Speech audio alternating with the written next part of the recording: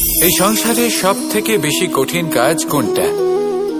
কেউ বলবেন যুদ্ধ করা, কেউ বলবেন ধন অর্জন করা, আবার কেউ বলবেন জ্ঞান অর্জন করা সব থেকে বেশি কঠিন। এবার প্রত্যেক ব্যক্তির নিজস্ব অভিজ্ঞতা আছে, আর সেই অনুসারে তার নিজস্ব একটা উত্তর আছে। সাধারণভাবে দেখতে গেলে এই সংসারে সব থেকে কঠিন হলো তপস্যা করা, অর্থাৎ সব কিছু ত্যাগ করে তপস্যায় নিজেকে বিলীন করে দেওয়া। এবার এর থেকে বেশি কঠিন এই সংসারে আর কি বা হতে পারে? এই সংসারে, এই সমাজে নিজের পরিবারের মধ্যে থেকেও ধৈর্য ধরে সামনে অগ্রসর হওয়া, এটা হলো সব থেকে কঠিন কাজ। কারণ যখন আপনি তপস্যা করেন তখন সেখানে আপনার ধৈর্য ভাঙার মতো কেউ থাকেন না, না কোনো বন্ধু, না কোনো আত্মীয়, না কোনো শত্রু, কেউ না। কিন্তু যখন আপনি এই সমাজে, এই পরিবারে থাকেন, কোনো না কোনো ব্যক্তি এসে আপনার ধৈর্যের বাঁধ ভেঙে দেওয়ার ক্ষমতা রাখেন। তারা আপনার ধৈর্যের বাঁধ ভেঙে দেয়, আর কখনো কখনো তারা অনিচ্ছাকৃতভাবেই সেটা করে থাকেন। কারণ তাদের মানসিকতা আপনার থেকে আলাদা, তাদের কর্ম আপনার থেকে আলাদা, তাদের দৃষ্টিভঙ্গি আপনার থেকে আলাদা, জীবন যাপন আপনার থেকে আলাদা। সেক্ষেত্রে আপনি ধৈর্যচ্যুত হন, প্রসন্নতা আপনার থেকে ছিনিয়ে নেওয়া হয়। সেই জন্য এই সংসারে, এই পরিবারের থেকেও ধৈর্য ধরে সামনে অগ্রসর হওয়া কোনো পর্বতের শিখরে গিয়ে তপস্যা করার থেকেও অনেক বেশি কঠিন। আর যে ব্যক্তি এই সমাজেই, এই পরিবারে, সেই সকল মানুষের মধ্যে থেকে গিয়েও ধৈর্য ধরে অগ্রসর হতে থাকেন, যারা এই কাজটা শিখে নিতে পারেন, তারাই কিন্তু জীবনে আনন্দ লাভ করতে পারেন। এই ধৈর্যই শেষে আপনার জীবনে প্রসন্নতা বহন করে আনবে। তাই ধৈর্য ধরে জীবনের পথে অগ্রসর হন, আর আমার সাথে ভালোবেসে বলুন, রাধা রাধা। এই জীবনে তিনটি গুরুত্বপূর্ণ শব্দ আছে যা বোঝা আমাদের কাছে খুব গুরুত্বপূর্ণ, এবং এই তিনটি শব্দের নিজস্ব অর্থ আছে। প্রথম হল সঙ্গবদ্ধতা, অর্থাৎ একসাথে মিলে কাজ করতে হবে, একসাথে মিলে পরিশ্রম করতে হবে, সামনে এগোতে হবে। এরকম করতে পারলে আপনার শক্তি বৃদ্ধি পাবে, আপনার ক্ষমতা বৃদ্ধি পাবে, আপনি এগোতে পারবেন এবং অনেক দূরে যেতে পারবেন। দ্বিতীয় হল আত্মবিশ্বাস। হেরে যাওয়া বস্তুও আবার জিতে নিতে পারবেন। যদি আপনার নিজের আত্মবিশ্বাস থাকে তাহলে আপনি কখনো পরাজিত হবেন না। এবং তৃতীয় হল অহংকার। জয়লাভ করার পরেও কিন্তু এটা আপনাকে পরাজিত করতে পারে। সেই জন্য জীবনে সঙ্গবদ্ধ হন, আত্মবিশ্বাস রাখুন, কিন্তু কখনোই অহংকার করবেন না। এই অহংকার আপনার থেকে সব কিছু কেড়ে নিতে পারে। এই অহংকারের জন্যই মথুরাপতি কংস নিজের পতনের দিকে অগ্রসর হয়েছিলেন। এই অহংকারকে ত্যাগ করুন, আর আমার সাথে ভালোবেসে বলুন, রাধা রাধা। আমরা যখনই কোনো গাছের চারা রোপণ করি তখন সবার আগে পরীক্ষা করে দেখি যে যেখানে আমরা চারা রোপণ করতে চলেছি সেখানকার মাটি আদৌ উর্বর কিনা, সেই মাটি সেই চারাকে বাড়তে সাহায্য করবে কিনা। যখন একটা চারা রোপণের আগে আমরা এত কিছু ভাবতে পারি, তাহলে কাউকে বিশ্বাস করার আগে আমরা কেন ভাবি না?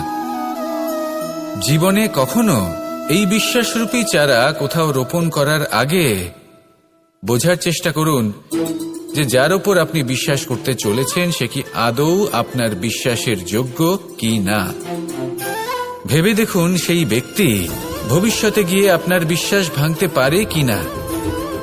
এটাও ভেবে দেখুন যে যাকে আপনি বিশ্বাস করতে চলেছেন তাকে আপনি বিশ্বাস করলে নিজের জীবনের উদ্দেশ্যে আপনি অগ্রসর হতে পারবেন কিনা।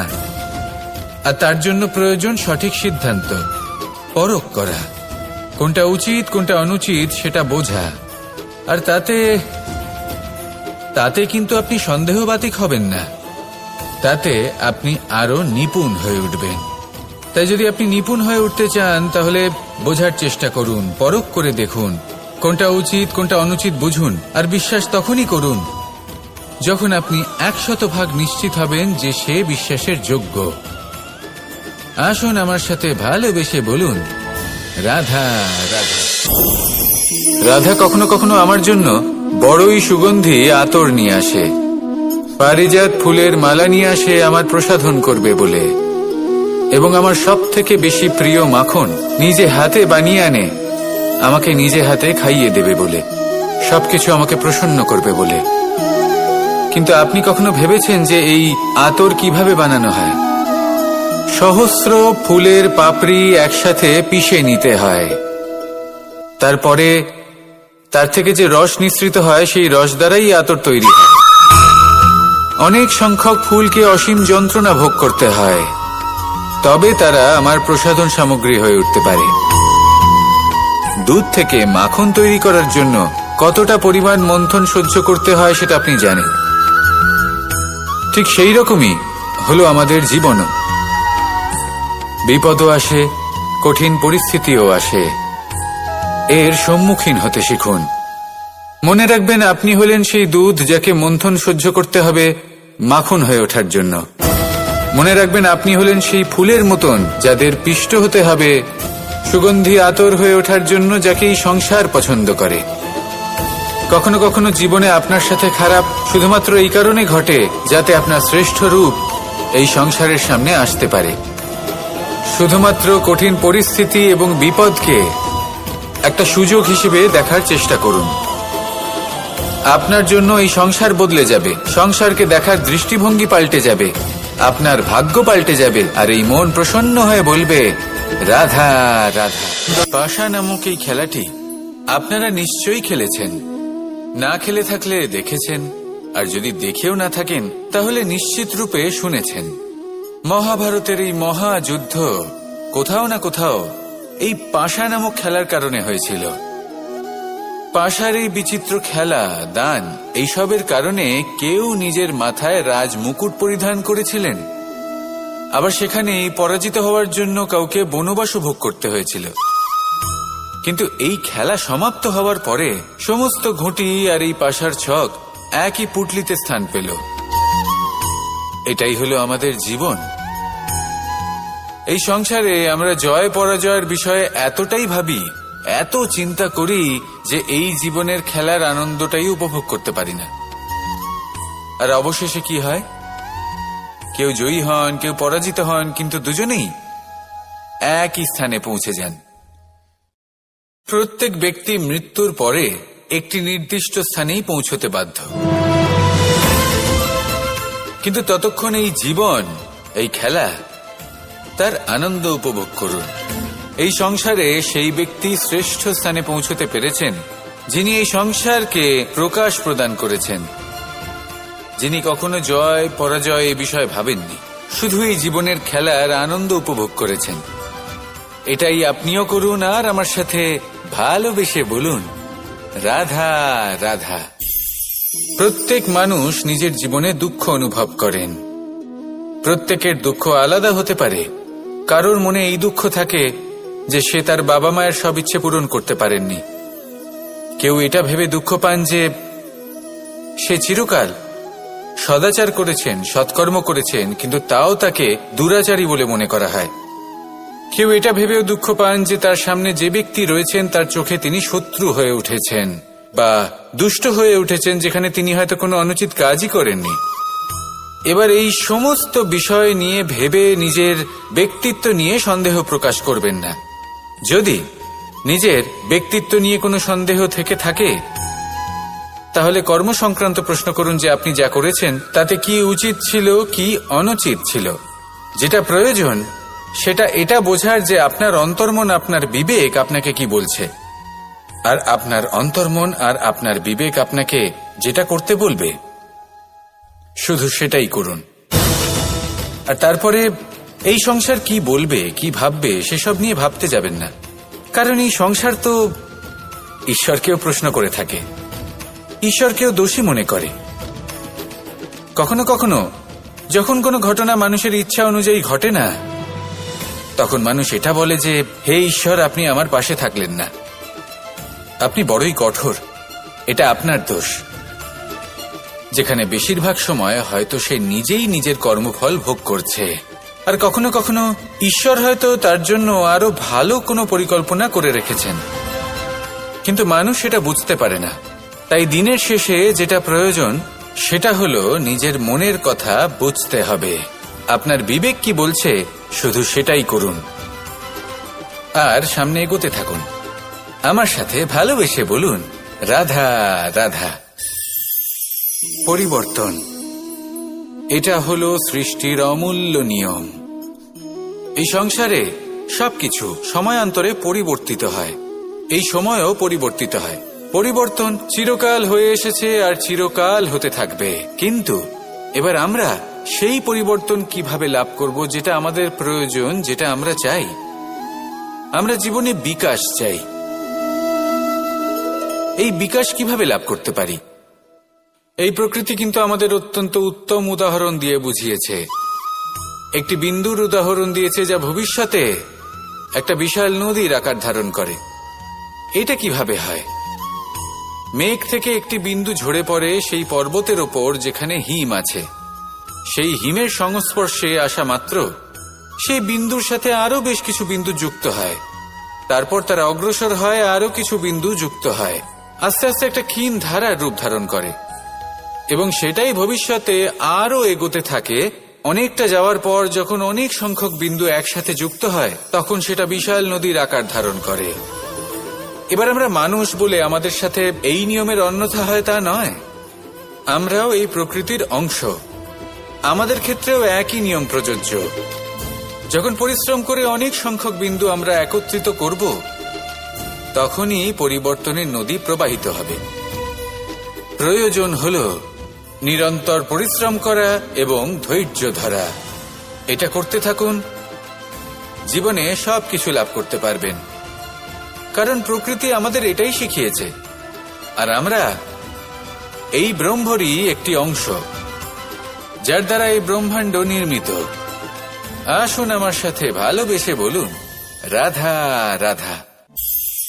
কখনো এই প্রকৃতির দিকে তাকিয়ে থাকবেন। এই প্রকৃতি অনেক ধরনের শিক্ষা দেয়। কোন একটা গাছকে দেখুন কিভাবে সে মাটি থেকে জল শুষে নেয়। সে ঝড় হোক বা হোক কড়া রোদ সব সহ্য করে এবং অবশেষে সে ফল ধারণ করে। আর সেই ফল উৎপন্ন করার পরে সে ফল কিন্তু সে নিজে গ্রহণ করে না, এই সংসারকে প্রদান করে, যাতে পশু পাখি মানুষ তারা এই ফল গ্রহণ করে শক্তিশালী হয়ে উঠতে পারে, সুস্থ থাকতে পারে। সেভাবেই নদী, সরোবর এরা নিজেরাও কিন্তু নিজেদের জল গ্রহণ করে না, মাটিকে প্রদান করে, পশু পাখিকে প্রদান করে। সূর্য নিজেও নিজের জন্য প্রজ্বলিত হয় না, সে প্রকাশ ছড়িয়ে দিতে চায় আমাদের সবার কাছে, সে আলো পৌঁছে দিতে চায়। এই প্রত্যেকের কর্মে পরমার্থ নিহিত আছে, আর সেই জন্যই এদের সকলকে পুজো করা হয়। তাই মনে রাখবেন, আপনার কাছে জীবন যাপনের অতিরিক্ত যা কিছুই আছে তা পরমার্থের জন্য। তাহলে তার সদ্ব্যবহার করুন আর আমার সাথে ভালোবেসে বলুন, রাধা রাধা। আমরা প্রত্যেকেই অবশ্যই এমন সময় দেখেছি যখন অনেকগুলো সমস্যা একসাথে আমাদের জীবনে এসে পড়ে। সমস্যা আমাদের প্রত্যেকের জীবনেই থাকে। আমরা তার সমাধান খুঁজতে চেষ্টা করি, কখনো সমাধান খুঁজে পাই, আবার কখনো যতই চেষ্টা করি না কেন কোনো সমাধান খুঁজেই পাই না। আর যখন এটা হয় তখন মানুষ অত্যন্ত বিচলিত হয়ে পড়েন। নিজের আত্মীয় স্বজন, নিজের বন্ধু বা সংসার এদের ওপরে এই দোষ চাপিয়ে দেন যে এদের জন্যই এই সমস্যা এসেছে। এবার যদি আমি আপনাকে কোনো পরামর্শ দিই তাহলে এটাই বলবো যে দৃষ্টিভঙ্গি পাল্টে দেখুন। এই দৃষ্টিভঙ্গি দিয়ে দেখুন যে এই সংসারে যে সমস্যায় আসুক না কেন তার জন্য কেউ দোষী নয়, না আপনি না অন্য কেউ। এই পুরো খেলাটাই আপনার মানসিকতা, আপনার দৃষ্টিভঙ্গির, আপনার মনের। কিভাবে বোঝাচ্ছি? যখন আমাদের মন শক্ত থাকে তখন কঠিন থেকে কঠিনতর পরিস্থিতিও আমাদের জীবনে খুব বেশি হলে প্রতিস্পর্ধা হয়ে থেকে যায়। সেখানে যদি আমাদের মন দুর্বল থাকে, তখন অল্প কঠিন পরিস্থিতিও আমাদের কাছে খুব বড় সমস্যা হয়ে যায়, তাই না? একটা শক্ত মন কঠিন পরিস্থিতিকে প্রতিস্পর্ধা হিসেবে দেখে আর তার মধ্যে ওটা সুযোগ খুঁজে নেয়। আমাদের শুধু এটাই করতে হবে। এই সংসারে অন্য কাউকে দোষী মনে করলে আপনার সমস্যা দূর হয়ে যাবে না। সেই জন্য এই সংসারকে দোষ দেওয়ার বদলে এই সমস্যার মূলে চলে যান, সেটাকে বুঝুন, নিজের এই মনকে শক্ত করে তুলুন। যদি আপনার মন শক্তিশালী হয়, তাহলে এই সংসারে অনেক বড় বড় কঠিন থেকে কঠিনতর পরিস্থিতিও যদি আসে, আপনার জীবনে যতই বড় বড় সমস্যা আসুক না কেন, আপনার লক্ষ্য লাভে বাধা দিতে পারবে না। আসুন আমার সাথে ভালোবেসে বলুন, রাধা রাধা। আমরা সবাই পাথর দেখেছি, পর্বতও দেখেছি, শুকনো পাতাও দেখেছি, শ্যামল বনানীও দেখেছি। কখনো ভেবেছেন পাথরের অস্তিত্ব কিন্তু ততক্ষণ পর্যন্ত যতক্ষণ সে পর্বতের গায়ে আটকে থাকে। যখন সেই পর্বত থেকে সেই পাথর ভিন্ন হয়ে যায় ও নিজের অস্তিত্ব হারিয়ে ফেলে। আস্তে আস্তে কখনো পাথর কেটে বা কখনো পিষ্ট হয়ে সেই পাথর আস্তে আস্তে মাটিতে পরিণত হয় এবং পূর্ণরূপে নিজের অস্তিত্ব হারিয়ে ফেলে। এটাই পাতার সাথেও হয়। এই পাতা যতক্ষণ গাছের ডালের সাথে যুক্ত ততক্ষণ তার অস্তিত্ব থাকে। যখনই ডাল থেকে বিচ্ছিন্ন হয়, সেও নিজের অস্তিত্ব হারিয়ে ফেলে। আর এটাই আমাদের সাথেও হয়। যতক্ষণ আমরা নিজেদের আপনজনের সাথে যুক্ত থাকি, আমাদের অস্তিত্ব বজায় থাকে। যখন আপনজনদের সাথে সম্পর্ক ছিন্ন করি, তখন আমরাও আমাদের অস্তিত্ব হারিয়ে ফেলি। এবার এই সংসারের প্রত্যেক ব্যক্তি স্বতন্ত্র থাকতে চান, আর অনেক ব্যক্তি স্বতন্ত্র থাকবেন বলে আপনজনদের দূরে করে দেন আর তাদের সাথে এই সম্পর্ক ছিন্ন করেন। এটা কি সত্যি প্রয়োজন? আপনজনদের সাথে সম্পর্ক ছিন্ন করে নিজের অস্তিত্ব হারিয়ে ফেলা প্রয়োজনীয়, নাকি আপনজনদের সাথে সম্পর্ক বজায় রেখে নিজেদের স্বতন্ত্র করে রাখা সেটা আবশ্যক? নির্বাচন আপনারই। আসুন আমার সাথে ভালোবেসে বলুন, রাধা রাধা। আপনি কি কখনো নৌকা যাত্রা করেছেন?